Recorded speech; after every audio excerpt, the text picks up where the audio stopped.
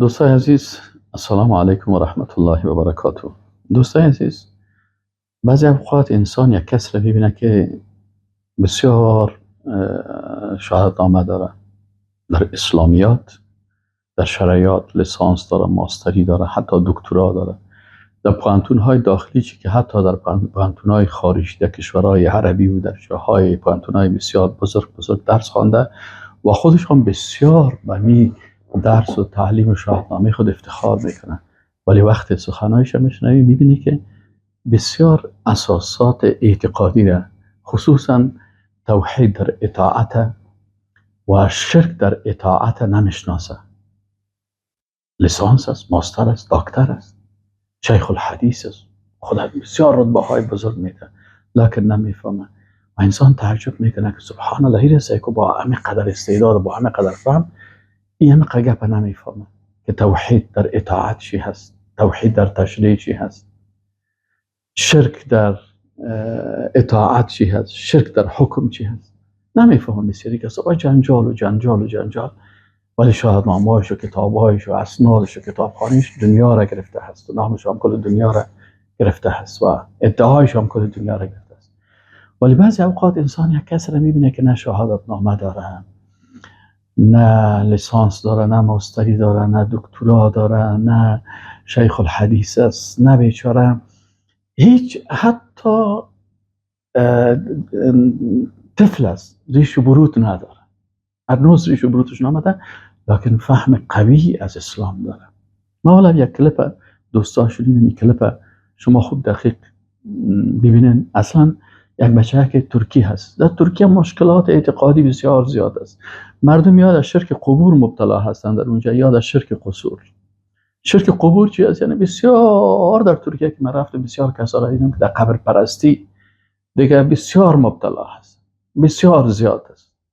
و بسیاری دیگه ایشان که باز در شرک قبور داخل هستند، در شرک قصور هستند، در شرک سیاسی یا در شرک در اطاعت، قبول نظام سیکولر و در پارلمان سیکولر و رای دادن به نظام سیکولر و تایید کردن سیکولاریسم و قسم خوردن به نام اتاتورک و قسم خوردن به نظام سیکولر، دیگه پا مبتلا هستند.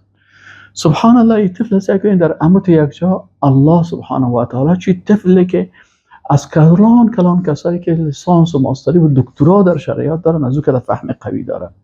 و این کلیپش واقعا برای ما جای تعجب بود. ببینید این طفل چی میگه. شما دقیقاً سخنهایش رو گوش بگیرین.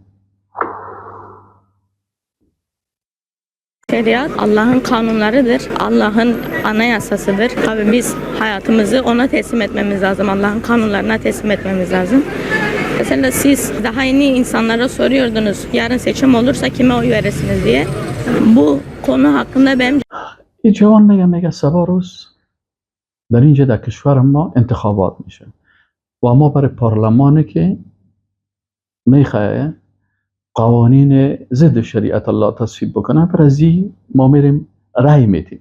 ما میخوایم همین پارلمانی که سیکولر هست و قوانینش به اساس سیکولر هست و اعضای از این قانون ضد شریعت الله میسازن، من میخوایم درباره ازی بر شما تفصیل بدم.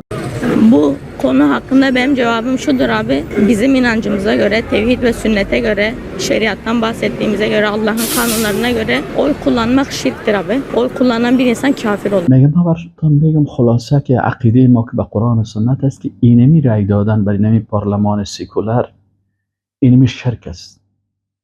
اینمی رای دادن، اینمی کفر است. یعنی این انسان در شرک و کفر مبتلا میشه.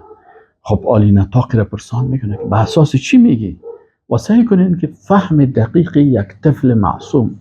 سبحان الله.